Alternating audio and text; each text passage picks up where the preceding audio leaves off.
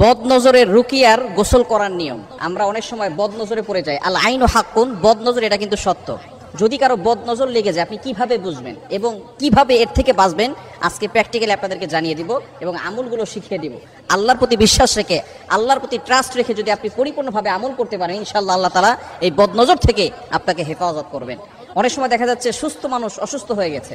আপনার ছোট বাচ্চা খুব সুন্দর করে হাসাহাসি করে, ছোট বাচ্চা খাওয়া দাওয়া ঠিকমতো করতেছে, হঠাৎ করে খাওয়া দাওয়া বন্ধ করে দিয়েছে, শরীরে শুকিয়ে যাচ্ছে, মেয়েটা কথা শুনে না, অনেকের বিয়ে হচ্ছে না, এটা বদনজরের কারণে হতে পারে। কেননা আল আইনু হাক্কুন, বদনজর এটা সত্য। নবীজি সাল্লাল্লাহু আলাইহি ওয়াসাল্লামের জামানায় কিন্তু এরকম হয়েছিল। এক সাহাবী গোসল করতেছিলেন, হঠাৎ করে তার পাশ দিয়ে আরেকজন সাহাবী যাচ্ছিলেন, সেই সময় তিনি শুধু তার দিকে তাকিয়েছেন, সাথে সাথে সে বেহুশ হয়ে পড়ে গিয়েছে। এরকম ঘটনা ঘটেছে। নবীজি সাল্লাল্লাহু আলাইহি ওয়াসাল্লাম জানিয়ে দিয়েছেন আল আইনু হাক্কুন, বদনজর এটা সত্য। এখন এই বদনজর যদি আপনার ভিতরে থেকে থাকে, আপনার খেতে ভালো লাগে না, অসুস্থ হয়ে যাচ্ছেন, দিন দিন শুকিয়ে যাচ্ছেন, কোনো কাজে ভালো লাগে না, ব্যবসায় লস হয়ে যাচ্ছে, বিভিন্ন ধরনের সমস্যা আমাদের ভিতরে থাকে, বিশেষ করে স্বামী স্ত্রীর ভিতরে ঝগড়া লেগে থাকে। এই বদনজর যদি আপনি কাটাতে চান, কি করবেন?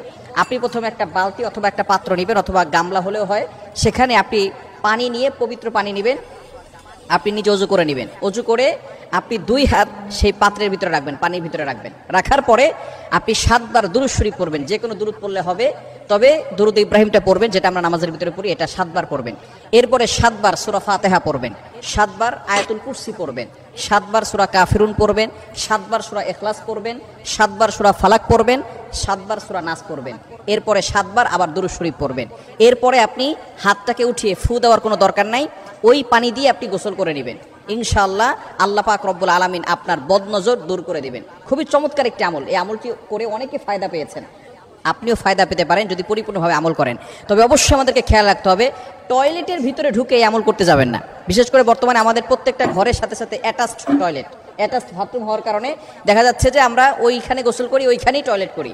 বিশেষ করে যদি এরকম হয়, তাহলে আপনি বাইরে থেকে, অর্থাৎ আপনার রুম থেকে এটা করে তারপরে আপনি সেখানে গিয়ে গোসল করতে পারেন, কোনো সমস্যা নাই।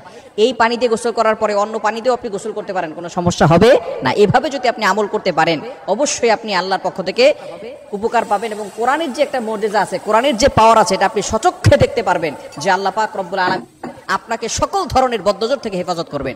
আর আয়াতুল কুরসি, চারকুল, এগুলো 5 ওয়াক্ত নামাজের পরে আপনি পড়বেন। তাহলে কেউ ব্ল্যাক ম্যাজিক করে, জাদুটোনা করে আপনাকে কোনো ক্ষতি করতে পারবেন। অনেক সময় দেখবেন এই যে নামাজের পরে আপনি যদি আয়াতুল কুরসি না পড়েন, তাহলে কিন্তু আপনি বিপদে পড়ে যেতে পারেন। কারণ আয়াতুল কুরসি হচ্ছে জিন বলেন, ব্ল্যাক ম্যাজিক বলেন, কুফরি কালাম বলেন, সবকিছুর বড় মহা ওষুধ। সূরা বাকারার 255 নম্বর আয়াত, 3 নম্বর পারার 1 নম্বর পৃষ্ঠার 8, 9, 10, 11, 12, 13 নম্বর লাইনগুলোতে রয়েছে। এজন্য আমরা এই আমলটি বেশি বেশি করার চেষ্টা করব। 5 ওয়াক্ত নামাজের পর আয়াতুল কুরসি পড়ব এবং বিশেষ করে ঘুমানোর সময় অজু করে ঘুমাবো আর আয়াতুল কুরসি, চারকুল, সূরা বাকারার শেষ 2 আয়াত এগুলো পড়ে ঘুমালে ইনশাআল্লাহ আল্লাহ পাক রব্বুল আলামিন সকল ধরনের দুষ্ট জিন